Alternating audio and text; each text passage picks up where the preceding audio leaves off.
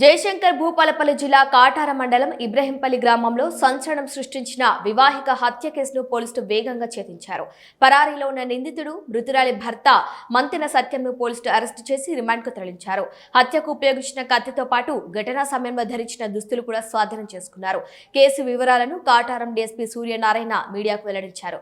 ఈ హత్య కేసును అత్యంత వేగంగా ఛేదించి నిందితుని అరెస్టు చేసిన కాటారం సిఐ నాగార్జునరావు, ఎస్ఐ శ్రీనివాసతో పాటు దర్యాప్తు బృందంలో పోలీస్ సిబ్బందిని డీఎస్పీ ప్రత్యేకంగా అభినందించారు.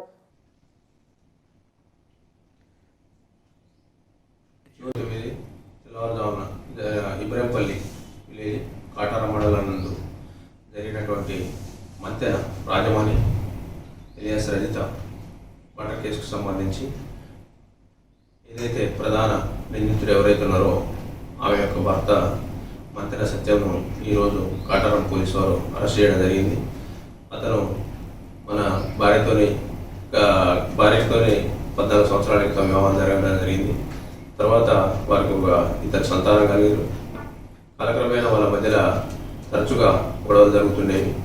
వాటిని భర్త ఏదైతే ఉందో అతను భార్య మీద అనుమానంతో గత ఏదైతే వేరే వారితోని అక్రమ సంబంధం పెట్టుకుందనే అనుమానంతో అతను 29వ తారీఖు తెల్లవారుజామున ఇంట్లో ఉన్నటువంటి మాంసం కోయడానికి ఉపయోగించేటువంటి కత్తిని ఉపయోగించి దాన్ని నిద్రిస్తున్నటువంటి రజిత తలపై నరకడం జరిగింది. బెల్లపైన ఇమీడియట్గా నరికి ఇతను పారిపోవడం జరిగింది.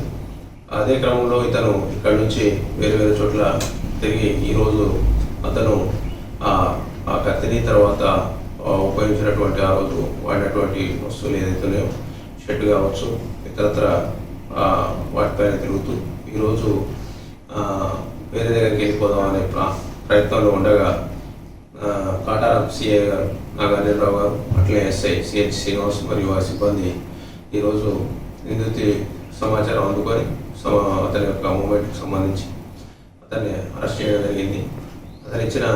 అతని దగ్గర నుంచి ఏదైతే ఉందో హత్యకు ఉపయోగించినటువంటి కత్తిని తర్వాత అతని ఆ రోజు ధరించినటువంటి దుస్తుల్ని పంచుల సమక్షంలో సీజ్ చేసి అతన్ని న్యాయస్థానం ముందు హాజరుపరచడం జరుగుతున్నది. ప్రత్యేకంగా నా కాటారం సిఐ గారిని మరియు ఎస్ఐని సిహెచ్ శ్రీనివాస్ గారిని తర్వాత సిబ్బంది కాటారం పోలీస్ స్టేషన్కి సంబంధించినటువంటి సిబ్బందిని ఈ హత్య కేసులో నిందితులను అరెస్ట్ చేయడానికి